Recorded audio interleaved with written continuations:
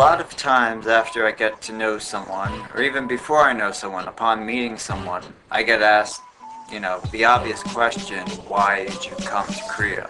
And not just like, what are you doing in Korea now, but why did you choose Korea? Why, how, when, why?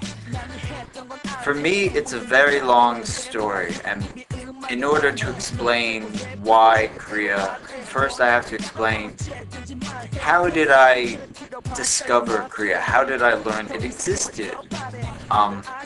Have to go back to high school.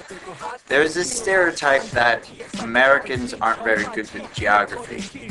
And this is very, very accurate, okay? Like, in high school, I did not know Korea existed. If you asked me, I wouldn't be able to say it was in East Asia.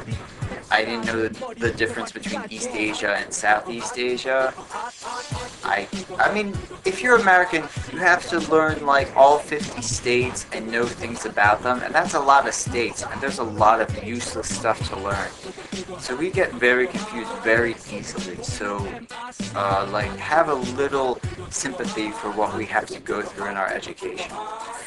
Anyway, now there were Koreans in my school. At the time, I did not know they were Korean, and as soon as I, figured out which last names are Korean, I could easily spot them in the yearbook. But yeah, I did not know Korea existed until in college.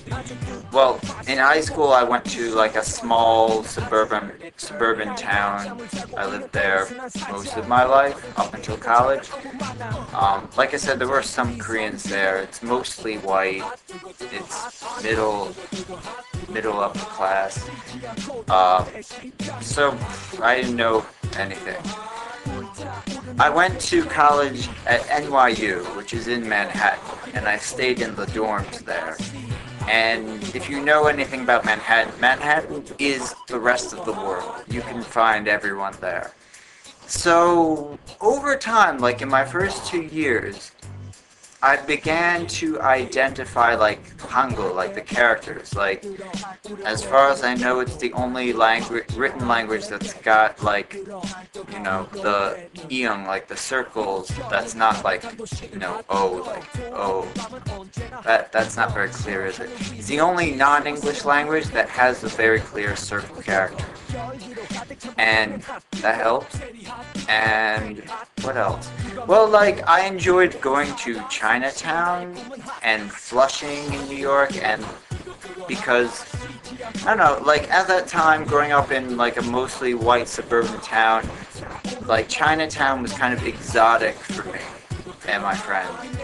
And, it was fun, and the food's good and cheap. But Flushing, if you don't know, it's very predominantly Chinese, but there's also a big Korean population. But the Korean stores are not like in the center, they're a bit more on the border. But like soon I began to recognize which ones were Korean restaurant stores and like could identify them.